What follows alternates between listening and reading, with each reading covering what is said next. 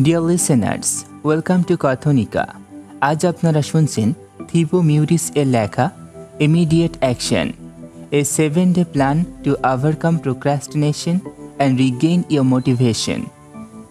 আপনি কি জানেন কেন আমরা বারবার কাজ ফেলে রাখি, যদিও জানি যে এটা আমাদের ক্ষতি করছে? কেন আলস্য, ভয় আর অস্পষ্ট লক্ষ্য আমাদের জীবনের স্বপ্নগুলোকে ধীরে ধীরে শেষ করে দেয়? কেন আমরা ভাবি কাল শুরু করব, অথচ সেই কাল কখনোই আসে না? কিভাবে মাত্র 7 দিনে মন পরিষ্কার করে, ভয়কে জয় করে, ফোকাস তৈরি করে একটা শক্তিশালী রুটিন গড়ে তোলা যায়? এইসব প্রশ্নের উত্তর খুঁজব আমরা থিবো মিউরিস এর ইমিডিয়েট অ্যাকশন বইয়ে। ইন্ট্রোডাকশন, ভূমিকা। কল্পনা করুন আপনি দাঁড়িয়ে আছেন এক পুরনো রেল লাইনের ওপর। চারিপাশে নিস্তব্ধতা, শুধু হাওয়ার শব্দ। হঠাৎ দূর থেকে একটা ট্রেন আসতে শুরু করলো। আপনি জানেন যদি দাঁড়িয়ে থাকেন এই ট্রেন আপনাকে পিষে ফেলবে, কিন্তু আশ্চর্যের ব্যাপার, আপনি সরছেন না। আপনি ভাবছেন, আচ্ছা কাল নড়ব, আজ নয়। এটাই আসলে আমাদের জীবনের এক অদ্ভুত রোগ, প্রোক্রাস্টিনেশন। আমরা জানি কি করা দরকার, কিন্তু তাও ফেলে রাখি। কাল করব, পরে করব, সময় হলে করব। শেষ পর্যন্ত সেই সময় আর আসে না। এই বইটি কোনো বড়সড় থিওরি নয়, বরং মাত্র 7 দিনে ধাপে ধাপে কিভাবে নিজের আলস্য, টালবাহনা, অকারণ দেরি সব কিছুকে জয় করা যায় তার বাস্তবসম্মত পরিকল্পনা। আমাদের চ্যানেল কথনিকা সবসময় চেষ্টা করে বইকে শুধু বই হিসেবে নয়, বরং একটা গল্পের মতো আপনার সামনে আনতে। আজও আমরা একইভাবে এগোব। কেন প্রোক্রাস্টিনেশন নিয়ে কথা বলা জরুরি? চলুন ইতিহাসে যাই। একজন মানুষ ছিলেন লিওনার্দো দা ভিঞ্চি। হাজারো শিল্পকর্ম তৈরি করেছেন তিনি, কিন্তু জানেন কি তার জীবনের সবচেয়ে বিখ্যাত কাজ মোনালিসা শেষ করতে কত সময় লেগেছিল তার? প্রায় 16 বছর। কিন্তু কেন? কারণ তিনি বারবার কাজ ফেলে রাখতেন, নতুন কিছু শুরু করতেন, পুরনোটা ফেলে দিতেন। এমনকি টমাস এডিসনও বলেছেন, অনেকেই তাদের সবচেয়ে বড় আবিষ্কার হারিয়েছে কেবলমাত্র কালকের জন্য কাজ ফেলে রাখার কারণে। অর্থাৎ প্রোক্রাস্টিনেশন শুধু সময়ই নষ্ট করে না, এটি ইতিহাস পাল্টে দিতে পারে। প্রোক্রাস্টিনেশন কি? What is procrastination? প্রোক্রাস্টিনেশন মানে হলো আপনি জানেন কি কাজ করা দরকার, তবুও করতে পারছেন না। পড়াশোনা শুরু করতে হবে, কিন্তু ফোনে ইউটিউব স্ক্রল করছেন। প্রজেক্ট জমা দিতে হবে, কিন্তু হঠাৎ ঘর পরিষ্কার করাটা জরুরি মনে হচ্ছে। নতুন ব্যবসা শুরু করবেন, কিন্তু বারবার ভাবছেন সময় এখনো আসেনি। এটাই প্রোক্রাস্টিনেশন। লেখক থিবো মিউরিস বলেছেন, এটা কোনো লজ্জার বিষয় নয়, কারণ পৃথিবীর সবচেয়ে সফল মানুষরাও কোনো না কোনো সময় প্রোক্রাস্টিনেশন করে। কিন্তু যারা সফল হয়েছেন তারা এটাকে কিভাবে নিয়ন্ত্রণ করতে হয় তা শিখে নিয়েছেন। আমাদের মস্তিষ্ক আসলে একটাই কাজ ভালোভাবে করে, আমাদের বাঁচিয়ে রাখা। তাহলে সমস্যা কোথায়? সমস্যা হলো মস্তিষ্ক আজও মনে করে আমরা প্রাচীন জঙ্গলে বাস করছি। তাই কোনো কঠিন কাজ দেখলেই মস্তিষ্ক ভাবে, না এটা ঝুঁকিপূর্ণ, এনার্জি খরচ হবে, এখন না। ফলাফল, আমরা সোফায় বসে শুয়ে ফোনে স্ক্রল করি, কিন্তু মনের ভেতরে একটা কষ্ট জমতে থাকে। আমার তো পড়াশোনা করা উচিত ছিল, আমার তো কাজটা শুরু করা উচিত ছিল। আমরা কেন প্রোক্রাস্টিনেট করি? বইটিতে কয়েকটি কারণ বলা হয়েছে। নাম্বার 1, ক্লারিটি এর অভাব। কি করতে হবে, কেন করতে হবে বুঝি না। নাম্বার 2, ভয়। ব্যর্থ হলে মানুষ কি বলবে, এই ভয়ে কাজ ফেলে রাখি। Number 3, over stimulation. সারাদিন মোবাইল, ভিডিও, সোশ্যাল মিডিয়া দেখে মস্তিষ্ক এতটাই ক্লান্ত হয়ে যায় যে আসল কাজ শুরু করতে পারে না। Number 4, no routine. প্রতিদিনের জন্য নির্দিষ্ট সময় নেই, তাই কাজ জমে যায়। এখন আপনি একটু ভাবুন, শেষ কবে আপনি এমন কাজ ফেলে রেখেছিলেন যেটা করলে হয়তো অনেক দূর এগিয়ে যেতেন। লেখক বলেছেন, আমাদের ভবিষ্যতের আমি কোনো সুপারহিরো নয়। আজ যদি কাজ শুরু না করি, কালও একই অবস্থা থাকবে। Day one, declutter your mind. কল্পনা করুন, আপনার ঘর ভর্তি পুরনো কাপড়, অপ্রয়োজনীয় জিনিস, ছড়ানো কাগজপত্র। আপনি জানেন ঘরটা গোছানো দরকার, কিন্তু যতবার গোছাতে যাবেন মন খারাপ হয়ে যাবে, কারণ কোথা থেকে শুরু করবেন সেটাই বোঝা মুশকিল। এখন ভাবুন, আপনার মনও ঠিক এরকম ভরা ঘরের মতো। অসংখ্য অপূর্ণ কাজ, অসম্পূর্ণ প্রতিশ্রুতি, ফেলে রাখা দায়িত্ব, অগোছালো চিন্তা, এসব মিলেই তৈরি হয় সেই চাপ, যেটার নাম ওভারওয়েলম। লেখক থিবো মিউরিস বলেন, nothing is so fatiguing as the eternal hanging on of an uncompleted ট্যাক্স। অর্থাৎ সম্পূর্ণ কাজের জন্য চিরকাল ঝুলে থাকার মতো ক্লান্তিকর আর কিছুই নেই। মানে যে কাজগুলো আমরা শেষ করি না, সেগুলোই আমাদের সবচেয়ে বেশি ক্লান্ত করে। আজকের কাজ আপনার মনকে পরিষ্কার করা। আপনার মস্তিষ্ক একসাথে অনেকগুলো কাজ মনে রাখতে পারে না, কিন্তু আমরা তাকে প্রতিদিন চাপ দিই। অসমাপ্ত ইমেইল, বকেয়া বিল, অফিসের অর্ধেক শেষ হওয়া প্রজেক্ট, পরিবারের সাথে না বলা কথা, বন্ধুকে ফোন করার প্রতিশ্রুতি। এসব অসম্পূর্ণ কাজকে লেখক বলেছেন ওপেন লুপস। এই ওপেন লুপসই আমাদের মনকে দুর্বল করে, অস্থির করে তোলে। একবার এক অধ্যাপক তার ছাত্রদের বললেন, তোমরা যদি টেবিলে 10টা গ্লাস রাখো আর প্রতিটায় অর্ধেক করে পানি ঢালো, তবে একটারও তৃষ্ণা মেটবে না। কিন্তু যদি এক গ্লাস পুরো ভরো, অন্তত একটা তৃষ্ণা মিটবে। আমাদের জীবনও এরকম। অসংখ্য অসমাপ্ত কাজ আমাদের শক্তিকে টুকরো টুকরো করে দেয়, কিন্তু যখন একটা কাজ শেষ করি, সেটা আমাদের মধ্যে তৈরি করে এনার্জি আর তৃপ্তি। ডে অন এর এক্সারসাইজ। লেখক দুটি কাজ সাজেস্ট করেছেন। Exercise one, complete a major ট্যাক্স। একটা বড় কাজ বেছে নিন, যেটা আপনি বহুদিন ধরে ফেলে রেখেছেন। এটা ঘর পরিষ্কারও হতে পারে, আবার কোনো অফিস প্রজেক্টও হতে পারে।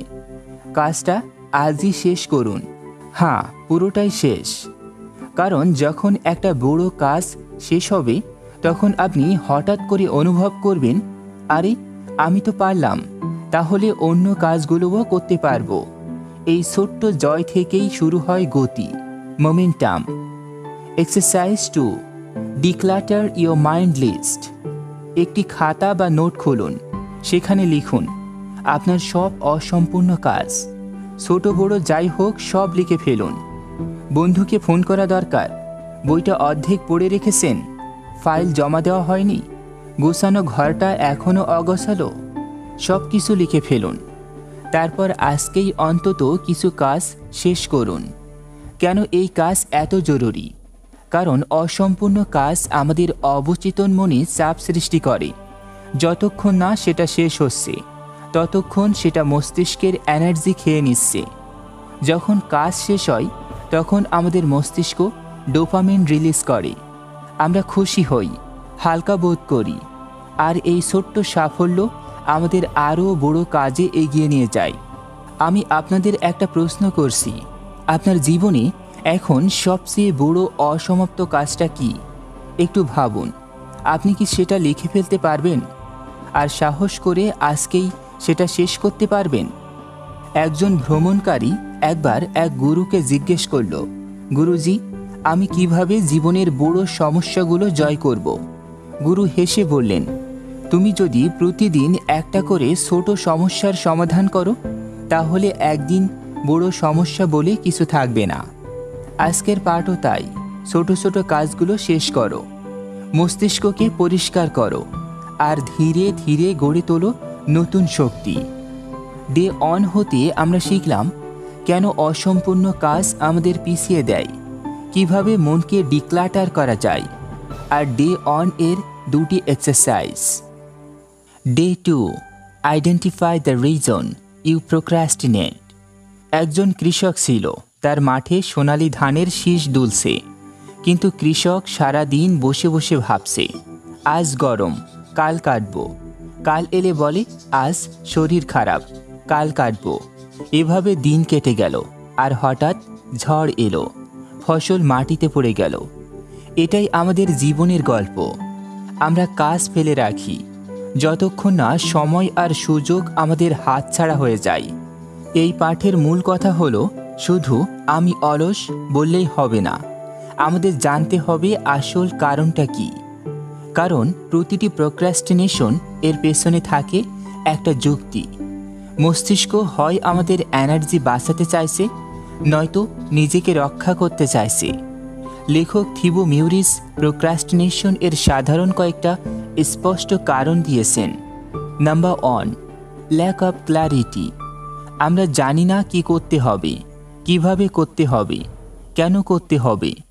উদাহরণস্বরূপ, পরীক্ষার আগে বই খুলে বসে আছেন, কিন্তু কোথা থেকে পড়া শুরু করবেন বুঝতে পারছেন না, তাই হঠাৎ মোবাইল ধরলেন। Number 2, insufficient awareness. প্রোক্রাস্টিনেশন কিভাবে কাজ করে সেটা আমরা বুঝি না, ফলাফল অসচেতনভাবে বারবার কাজ ফেলে রাখা। Number 3, poor focus. চারিপাশে এত বিভ্রান্তি, social media, notification, YouTube video, যেন মন এক জায়গায় আটকে রাখতে পারি না। Number 4, fear.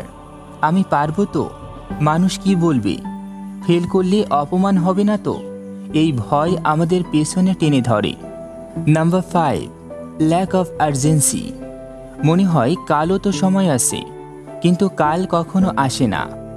Number 6, no routine. প্রতিদিনের জন্য নির্দিষ্ট সময় না থাকলে কাজ জমতে জমতে পাহাড় হয়ে যায়। Number 7, unnecessary friction. কাজ শুরু করার পরিবেশটা সহজ না হলে মস্তিষ্ক বিরক্ত হয়। যেমন ফাইল খুঁজে পাওয়া যায় না, টেবিল এলোমেলো, নোট খুঁজে পাচ্ছেন না। Number 8, mental overload.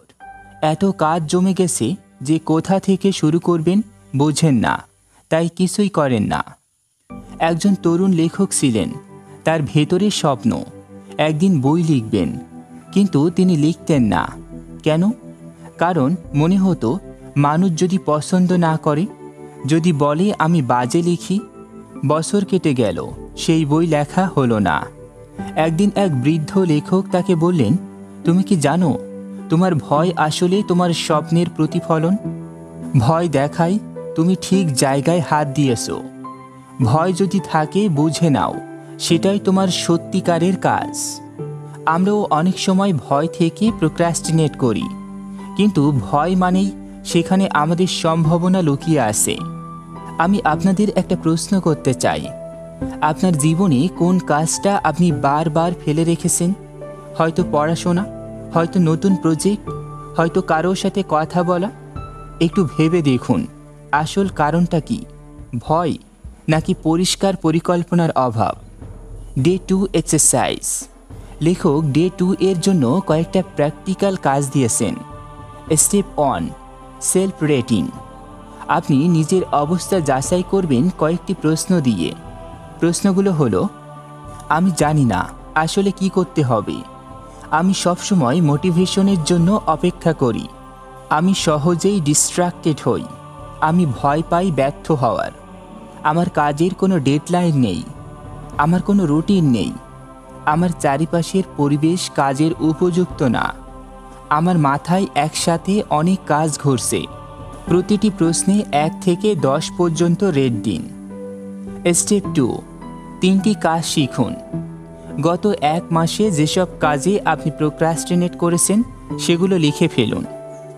স্টেপ 3, কারণ খুঁজে বের করুন। প্রতিটি কাজের জন্য লিখুন কেন আপনি দেরি করেছিলেন। ভয়, অজানা পথ, মনোযোগের অভাব, নাকি আপনি আসলে করতে চাননি। স্টেপ 4, সমাধান। ব্রেইন স্ট্রম করুন।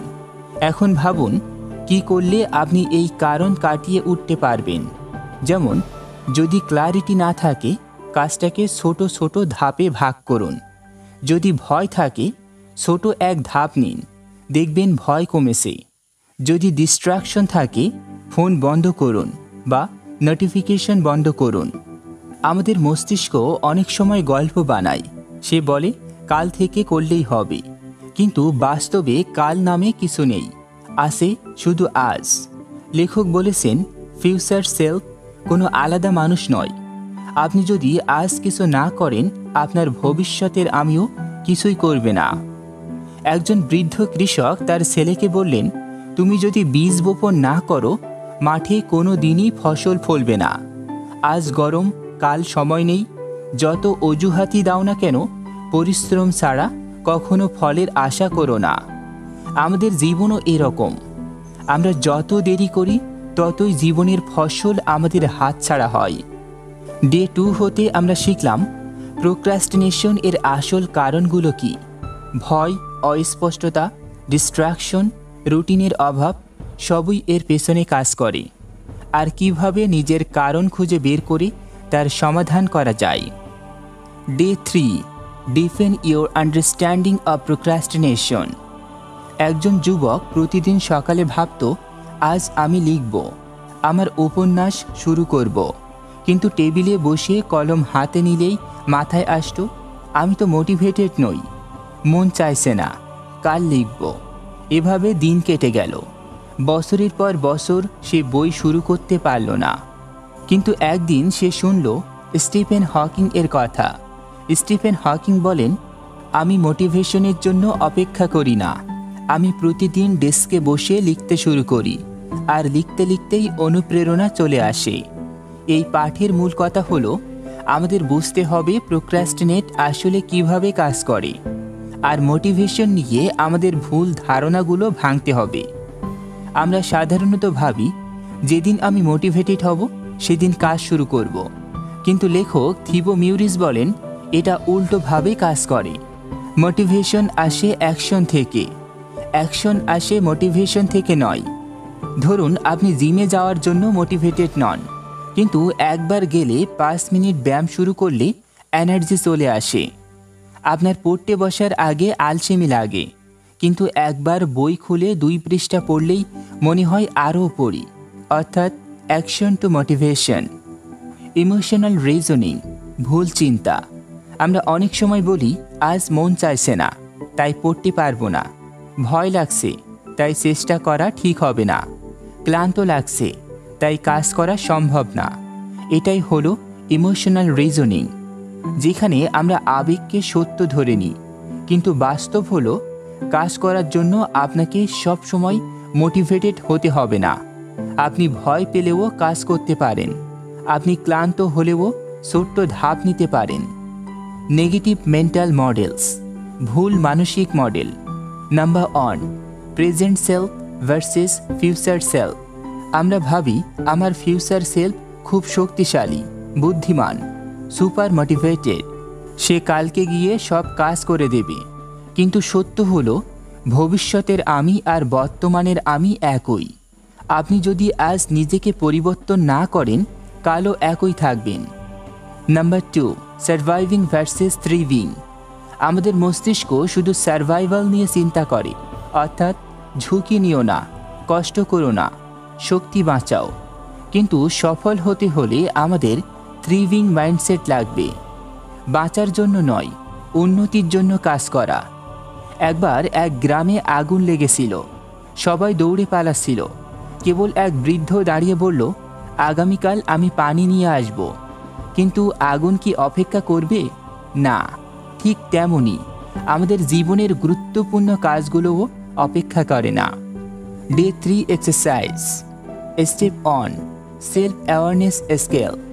নিজেকে 1 থেকে 10-এ রেট করুন। আমি জানি কেন আমি প্রোক্রাস্টিনেট করি।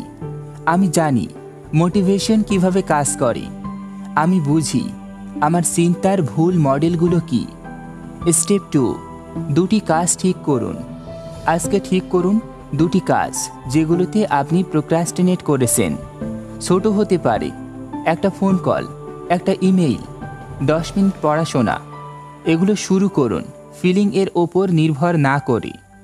Step 3, consequence visualisation.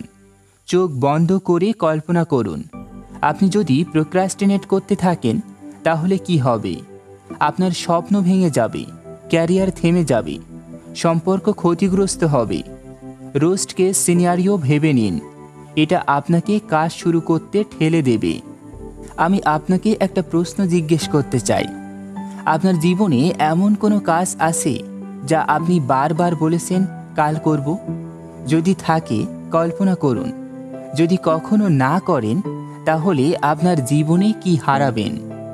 একজন ব্যবসায়ী প্রতিদিন ভাবতেন, আমি একদিন বড় ব্যবসা করব, কিন্তু বছর কেটে গেল, কোনোদিন শুরু হলো না। শেষ বয়সে তিনি শুধু একটা কথাই বললেন, আমার আসলে কোনো পরিকল্পনার অভাব ছিল না, অভাব ছিল প্রথম ধাপের। এটাই প্রোক্রাস্টিনেশন এর আসল শিক্ষা। শুরু করো, ছোট্ট পদক্ষেপ নাও, আর দেখো মোটিভেশন কিভাবে নিজ থেকে চলে আসে। ডে 3 হতে আমরা শিখলাম প্রোক্রাস্টিনেশন আসলে কিভাবে কাজ করে, কেন অ্যাকশন টু মোটিভেশন হয়, আর কিভাবে ইমোশনাল রিজনিং আর ফিউচার সেলফ এর ভুল ধারণা ভাঙা যায়। Day 4, gain clarity. ধরুন আপনি সমুদ্রে নৌকা নিয়ে বের হয়েছেন, হাওয়া বইছে, ঢেউ উঠেছে, আপনি প্রাণপণ দাঁড় টানছেন, কিন্তু জানেন না কোন দিকে যেতে হবে।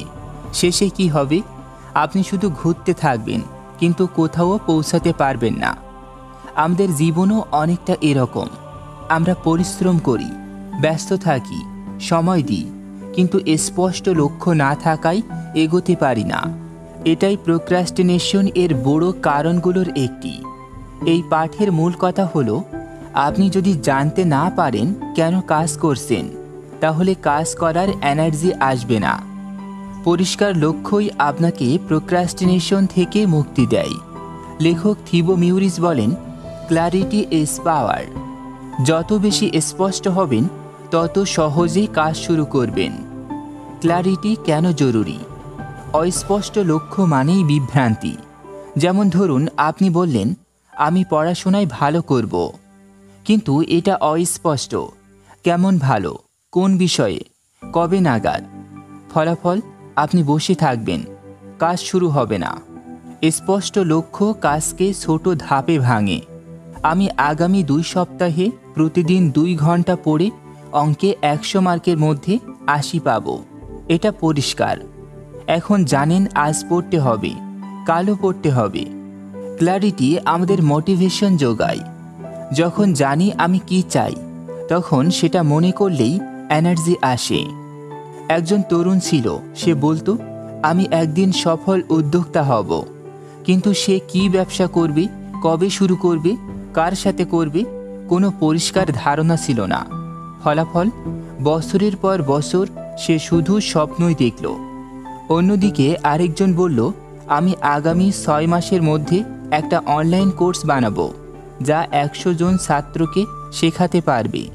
সে কাজ শুরু করলো, ধাপে ধাপে এগোলো, আর সত্যি 6 মাসের মধ্যে কোর্স তৈরি হলো। পার্থক্যটা কোথায়? ক্ল্যারিটি। Day 4 exercise. আজকের কাজ হলো পরিষ্কার লক্ষ্য নির্ধারণ। Step 1, right your vision. আগামী 1 বছরে আপনি কোথায় থাকতে চান লিখে ফেলুন। ক্যারিয়ার, পড়াশোনা, স্বাস্থ্য, সম্পর্ক, ব্যক্তিগত উন্নতি। Step 2, break it down. প্রতিটি ভিশনকে ছোট লক্ষ্যে ভাঙুন। যেমন, আমি ফিট হব, এটা অস্পষ্ট। আমি প্রতিদিন 30 মিনিট হাঁটব, 3 মাসে 5 কেজি ওজন কমাবো, এটা স্পষ্ট। Step 3, why. প্রশ্ন করুন। প্রতিটি লক্ষ্য লিখে জিজ্ঞেস করুন, এটা কেন জরুরি? যতবার কেন প্রশ্ন করবেন, তত গভীরভাবে আপনার উদ্দেশ্য পরিষ্কার হবে। Step 4, top 3 priority. সব লক্ষ্য লিখে ফেলুন, তারপর বেছে নিন এখনকার জন্য সবচেয়ে গুরুত্বপূর্ণ 3টা, কারণ সব একসাথে করা সম্ভব না। আমি আপনাদের একটা প্রশ্ন করছি, আজ যদি আমি আপনাকে বলি আগামী 1 বছরে আপনার জীবনের সবচেয়ে বড় লক্ষ্য কি, আপনি কি এক বাক্যে বলতে পারবেন? যদি না পারেন, এটাই আপনার প্রোক্রাস্টিনেশন এর আসল কারণ। প্রোক্রাস্টিনেশন তখনই বেশি হয় যখন কাজটা অস্পষ্ট। মস্তিষ্ক অজানা জিনিস পছন্দ করে না, তাই যখন কাজ স্পষ্ট করি, ছোট ধাপে ভাঙি, তখনই শুরু করা সহজ হয়। এটা অনেকটা যেমন অন্ধকার ঘরে ঢুকলে ভয় লাগে, কিন্তু আলো জ্বালালে ভয় কেটে যায়। একজন তীরন্দাজকে বলা হলো একটা তীর ছুঁড়ো। সে জিজ্ঞেস করলো টার্গেট কোথায়। তাকে বলা হলো টার্গেট নেই। টার্গেট ছাড়া তীর ছোড়া কি সম্ভব? না। আমাদের জীবনেও তাই। টার্গেট বা স্পষ্ট লক্ষ্য ছাড়া কোনো প্রচেষ্টা কাজে আসে না। ডে 4 হতে আমরা শিখলাম কেন ক্ল্যারিটি এত জরুরি, অস্পষ্ট লক্ষ্য কিভাবে প্রোক্রাস্টিনেশন বাড়ায়, আর কিভাবে নিজেদের ভীষণ উদ্দেশ্য আর টপ 3 প্রায়োরিটি ঠিক করতে হবে। Day 5, develop laser sharp focus. একজন খ্যাতনামা ভাস্করকে জিজ্ঞেস করা হলো, আপনি কিভাবে একটা সাধারণ পাথরকে এত সুন্দর মূর্তিতে রূপ দেন? ভাস্কর হেসে বললেন, আমি শুধু অপ্রয়োজনীয় অংশগুলো কেটে ফেলি, বাকি অংশটা নিজেই মূর্তি হয়ে ওঠে। আমাদের জীবনেও অনেকটা এরকম। আমরা যদি অপ্রয়োজনীয় জিনিসগুলো সরিয়ে শুধু এক কাজে ফোকাস করি, তাহলে সাফল্য গড়ে ওঠে। এই পাঠের মূল কথা হলো, আপনি একসাথে সব কিছু করতে পারবেন না। সত্যিকারের অগ্রগতি আসে তখনই যখন আপনি এক সময়ে একটি মাত্র কাজে পুরো মনোযোগ দেন। কেন ফোকাস এত জরুরি? নাম্বার 1, এনার্জি ড্রেইন কমায়। আমাদের মস্তিষ্কে একসাথে হাজারো চিন্তা চলতে থাকে, কিন্তু যখন এক কাজের দিকে মনোযোগ দিই, তখন এনার্জি সঠিক জায়গায় ব্যবহার হয়, ডিপ ওয়ার্ক তৈরি করে। লেখক কার্ল নিউপোর্ট বলেছেন, deep work is the ability to focus without distraction on a cognitively demanding task. যত বেশি গভীরভাবে ডুববেন, তত বড় ফল পাবেন। ফ্লো স্টেটে নিয়ে যায়। যখন ফোকাস তীব্র হয়, তখন সময় থেমে যায় মনে হয়। এটাই হলো ফ্লো স্টেট, যেখানে কাজ সহজ মনে হয়, আনন্দও লাগে। বিখ্যাত বিজ্ঞানী আর্কিমিডিস একবার সমস্যার সমাধান নিয়ে এতটাই ডুবে গিয়েছিলেন যে তিনি খেয়ালই করেননি তার খাবার ঠান্ডা হয়ে গেছে। যখন সমাধান পেলেন, তিনি উল্লাসে বললেন, ইউরেকা! এটাই ফোকাস এর শক্তি। এমন মনোযোগ ডেভেলপ করুন যাতে চারিপাশের সব কিছু ভুলে যান। লেখক বলেছেন, আমরা ফোকাস হারাই সাধারণত 3 কারণে। নাম্বার 1, ডিস্ট্র্যাকশন, বিক্ষেপ, মোবাইল নোটিফিকেশন, সোশ্যাল মিডিয়া, অন্যদের কথা। নাম্বার 2, ওভার কমিটমেন্ট, অতিরিক্ত দায়িত্ব। একসাথে অনেক কাজ শুরু করি, ফলে কোনোটা শেষ হয় না। নাম্বার 3, ল্যাক অফ প্রায়োরিটি, অগ্রাধিকারের অভাব। কোনটি আসল কাজ, কোনটি গৌণ কাজ, এটা না বোঝার কারণে এনার্জি নষ্ট হয়। Day 5 exercise. Step 1, the one thing. নিজেকে প্রশ্ন করুন, আজ আমি শুধু একটা কাজ করি, যেটা সবচেয়ে বেশি পার্থক্য তৈরি করবে, সেটা কোনটা? সেই একটাই কাজ বেছে নিন। Step 2, time blocking. দিনে নির্দিষ্ট সময় ব্লক করুন, যেমন সকাল 9টা থেকে 11টা শুধু পড়াশোনা। এই সময়ে ফোন বন্ধ, নোটিফিকেশন অফ, অন্য কিছু নয়। Step 3, pomodoro technique. 25 minute focus করে কাজ করুন, 5 মিনিট বিরতি দিন। 4 রাউন্ড শেষে 15 থেকে 20 মিনিটের বিরতি দিন। এভাবে মস্তিষ্ক ক্লান্ত না হয়ে ফোকাস ধরে রাখতে পারবে। Step 4, eliminate distraction. আপনার টেবিল থেকে অপ্রয়োজনীয় জিনিস সরান। ফোন এয়ারপ্লেন মোডে রাখুন বা অন্য ঘরে রেখে আসুন। স্টেপ 5, রিচুয়াল তৈরি করুন। ফোকাসড কাজ শুরু করার আগে একটা ছোট্ট রুটিন তৈরি করুন, যেমন চা বানানো, নোটবুক খোলা, ডেস্কে বসা। মস্তিষ্ক বুঝে যাবে এখন গভীর কাজের সময়। আমি এখন আপনাদের একটা প্রশ্ন করছি, শেষ কবে আপনি কোনো কাজে এতটা ডুবেছিলেন যে সময়ের খেয়ালই ছিল না? ওই অভিজ্ঞতা মনে করুন, এটাই ফ্লো।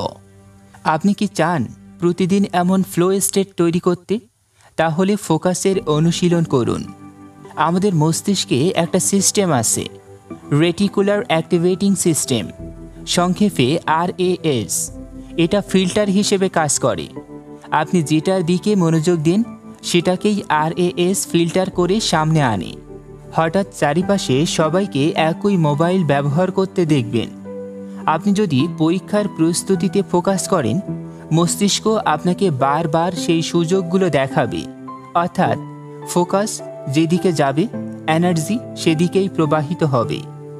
একজন ধনুর্বিদ তীর ছোড়ার আগে চোখ বন্ধ করে গভীর শ্বাস নিলেন। তারপর চোখ খুলে শুধু একটাই টার্গেটের দিকে তাকালেন। তীর সোজা গিয়ে টার্গেটে লাগলো। তিনি বললেন, যখন দৃষ্টি অস্পষ্ট তীর পথ হারায়, কিন্তু যখন তীক্ষ্ণ দৃষ্টি তীর লক্ষ্যভেদ করে। আমাদের জীবনেও তাই। যদি লক্ষ্য স্পষ্ট হয় আর মনোযোগ এক জায়গায় থাকে, তাহলেই আমরা সাফল্যকে লক্ষ্যভেদ করতে পারব। ডে 5 হতে শিখলাম কেন ফোকাস এত শক্তিশালী, কোন কারণে আমরা ফোকাস হারাই, আর কিভাবে পোমোড্রো, টাইম ব্লকিং, রিচুয়াল ইত্যাদি ব্যবহার করে লেজার শার্প ফোকাস তৈরি করা যায়। Day 6, release your fear. একজন তরুণ সাঁতার শিখতে চেয়েছিল। পুকুরের ধারে দাঁড়িয়ে সে প্রতিদিনই দেখত অন্যরা আনন্দে ডুব দিচ্ছে, কিন্তু সে নিজে শুধু ভাবত, যদি আমি ডুবে যাই, যদি লোকেরা হাসে। দিন কেটে গেল, অন্যরা সাঁতার শিখে নিল, কিন্তু সে শুধু ভয় নিয়েই দাঁড়িয়ে রইল। আমাদের জীবনের অনেক কাজও এরকম। আমরা জানি করতে হবে, কিন্তু ভয় আমাদের থামিয়ে রাখে। এই পাঠের মূল কথা হলো, ভয় আসলে আমাদের সবচেয়ে বড় শত্রু নয়, বরং এক ধরনের সংকেত। ভয় আমাদের দেখায় আমরা আসল জায়গায় হাত দিয়েছি। লেখক থিবো মিউরিস বলেন, fear is the compass showing you where you should go. ভয় কেন হয়? মস্তিষ্কের প্রাচীন প্রোগ্রাম। আমাদের মস্তিষ্ক এখনও প্রাচীন সভ্যতার মতো কাজ করে। যখনই কোনো ঝুঁকি দেখে, সে ভাবে এটা বিপদ। ফল প্রোক্রাস্টিনেশন, অজানার ভয়। যখন আমরা জানি না সামনে কি হবে, তখন ভয় তৈরি হয়। ব্যর্থতার ভয়, যদি আমি না পারি, যদি মানুষ হাসে, যদি সবাই আমাকে ব্যর্থ ভাবে। অপমানের ভয়, আমরা ভুল করলে সমাজ কি বলবে, সেই ভাবনা আমাদের পেছনে টেনে ধরে। বিখ্যাত বক্তা উইলিয়াম বাফেট তার কেরিয়ারের শুরুতে ভীষণ লাজুক ছিলেন। তিনি জনসম্মুখে কথা বলতে ভয় পেতেন, কিন্তু একদিন তিনি সিদ্ধান্ত নিলেন, এই ভয়টাই জয় করতে হবে। তিনি ডেল কার্নেগির পাবলিক স্পিকিং কোর্সে ভর্তি হলেন। শুরুতে কাঁপতে কাঁপতে কথা বললেও ধীরে ধীরে ভয় কাটল। আজ তিনি বিশ্বের অন্যতম সেরা বক্তা ও বিনিয়োগকারী। লেখক কয়েকটি ধাপে ভয়কে জয় করার কৌশল শিখিয়েছেন। নাম্বার 1, ছোট পদক্ষেপ। Take small steps. ভয়কে সরাসরি লড়াই করে হারানো যায় না, বরং ছোট ছোট পদক্ষেপে ভয় কমানো যায়। উদাহরণ, জনসম্মুখে কথা বলার ভয়, প্রথমে 2 বন্ধুর সামনে কথা বলুন। বই লেখার ভয়, প্রথমে একটা ব্লগ পোস্ট লিখুন। Number 2, reframe the fear. ভয়কে নতুনভাবে দেখা। ভয় মানে ব্যর্থতা নয়, ভয় মানে আপনি উন্নতির জায়গায় আছেন। ভয় ইকুয়াল টু সংকেত। Number 3, worst case scenario visualization. চোখ বন্ধ করুন, কল্পনা করুন সবচেয়ে খারাপ কি হতে পারে। অধিকাংশ সময় দেখবেন ভয়টা আসলে এত বড় নয়। Number 4, action is the antidote. যতক্ষণ না আপনি কাজ করছেন, ভয় ততক্ষণ বড় হয়ে থাকে, কিন্তু একবার কাজ শুরু করলে ভয় কমতে থাকে। Day 6 exercise. Step 1, fear list. লিখে ফেলুন কোন কাজগুলো করতে ভয় পাচ্ছেন। Step 2, level the fear. প্রতিটি কাজের পাশে লিখুন এই ভয়টা কিসের। ব্যর্থতা, অজানা, অপমান। Step 3, break into steps. প্রতিটি ভয়ের জন্য ছোট এক ধাপ নির্ধারণ করুন। উদাহরণ, জনসম্মুখে বক্তৃতা। ধাপ 1, 2 জন বন্ধুর সামনে কথা বলা। ব্যবসা শুরু। ধাপ 1, শুধু আইডিয়া লিখে রাখা। Step 4, take on action today. আজকেই ভয় কাটানোর জন্য অন্তত একটা ছোট্ট কাজ করুন। এখন আমি আপনাদের কাছে একটা প্রশ্ন করছি, আপনার জীবনে কোন ভয় আপনাকে থামিয়ে রেখেছে? আপনি কি সেটার নাম লিখে ছোট্ট একটা পদক্ষেপ নিতে পারবেন আজকেই? ভয় কখনো পুরোপুরি যাবে না, কিন্তু ভয় কমানো যায় অভ্যাস আর অনুশীলনের মাধ্যমে। প্রতিদিন ছোট্ট পদক্ষেপে কাজ করলে ভয় আপনাকে আটকাতে পারবে না। একবার এক সৈনিককে যুদ্ধে যেতে বলা হলো। তার হাত কাঁপছিল, গলা শুকিয়ে যাচ্ছিল, কিন্তু সে এগিয়ে গেল। যুদ্ধ শেষে তাকে জিজ্ঞেস করা হলো, তুমি ভয় পাওনি? সে বলল, ভয় তো ছিল, কিন্তু আমি ভয়কে সঙ্গে নিয়ে এগিয়েছি। আমাদের জীবনেও তাই, ভয় যাবে না, কিন্তু আমরা শিখব ভয়কে সঙ্গী করে এগিয়ে যেতে। ডে 6 হতে আমরা শিখলাম ভয় আসলে কেন হয়, ভয়কে কিভাবে রিফ্রেম করা যায়, আর ছোট ছোট পদক্ষেপে ভয় কাটানোর কৌশল। Day 7, implement A daily routine and build consistency. একজন কৃষক প্রতিদিন সকালে উঠে গরুর দুধ সংগ্রহ করত, জমি চাষ করত, ফসল ফলাত। দিনের পর দিন, বছরের পর বছর একই রুটিনে চলত তার জীবন। একদিন গ্রামের লোকেরা জিজ্ঞেস করল, তুমি এত বছর ধরে কিভাবে এত ধৈর্য ধরে একই কাজ করছো? কৃষক হেসে বলল, আজ আমি যা করি সেটা কালকের ফল তৈরি করে, আর কাল আমি যা করব সেটা ভবিষ্যতের ফসল। এটাই ধারাবাহিকতার শক্তি। এই পাঠের মূল শিক্ষা হলো, সফল মানুষরা হঠাৎ বড় কাজ করে না, তারা প্রতিদিন ছোট কাজ ধারাবাহিকভাবে করে। লেখক থিবো মিউরিস বলেন, কনসিস্টেন্সি বিটস ইন্টেন্সিটি, মানে একদিন 10 ঘন্টা কাজ করার চেয়ে প্রতিদিন 1 ঘন্টা কাজ করা অনেক বেশি ফলপ্রসূ। রুটিনের শক্তি, why daily routine matters. Number 1, decision fatigue কমায়। প্রতিদিন কি করব, কখন করব এ নিয়ে চিন্তা করতে হয় না, রুটিন সেটাই ঠিক করে দেয়। নাম্বার 2, মোমেন্টাম তৈরি করে। ধারাবাহিকভাবে কাজ করলে গতি বা মোমেন্টাম তৈরি হয়, যেটা আপনাকে থামতে দেয় না। নাম্বার 3, অভ্যেসে রূপ নেয়। প্রতিদিনের ছোট ছোট কাজ ধীরে ধীরে স্বভাব বা হ্যাবিট হয়ে যায়। নাম্বার 4, আত্মবিশ্বাস বাড়ায়। যখন দেখবেন আপনি প্রতিদিন একই কাজ করে যাচ্ছেন, তখন নিজের ওপর আস্থা বাড়বে। একটা বাস্তব উদাহরণ বলছি। বিখ্যাত লেখক হারুকি মুরাকামি প্রতিদিন ভোরে উঠে একই রুটিন মেনে চলতেন। ভোর 4টায় ওঠেন, কয়েক ঘন্টা লেখেন, এরপর দৌড়ান বা সাঁতার কাটেন। এই রুটিনের কারণেই তিনি বছরের পর বছর ধরে অসংখ্য বেস্ট সেলার বই লিখতে পেরেছিলেন। Day 7 exercise. Step 1, morning routine তৈরি করুন। প্রতিদিন সকালে 1 ঘন্টা নিজের সবচেয়ে গুরুত্বপূর্ণ কাজের জন্য রাখুন, যেমন পড়াশোনা, শেখা, ব্যবসার কাজ। Step 2, evening reflection. রাতে প্রতি 10 মিনিট সময় নিয়ে লিখুন, আজ কি কি কাজ হলো, কালকে কিভাবে আরও ভালো করা যায়। Step 3, habit stacking. নতুন অভ্যাস পুরনো অভ্যাসের সাথে জুড়ে দিন, যেমন দাঁত ব্রাশ করার পর 5 মিনিট বই পড়ুন, সকালে চা বানানোর পর 10 মিনিট মেডিটেশন করুন।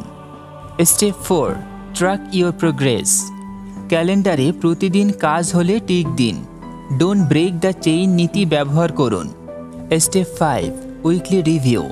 প্রতি সপ্তাহে একদিন সময় নিয়ে দেখুন কোন রুটিন কাজ করছে, কোনটা বদলাতে হবে।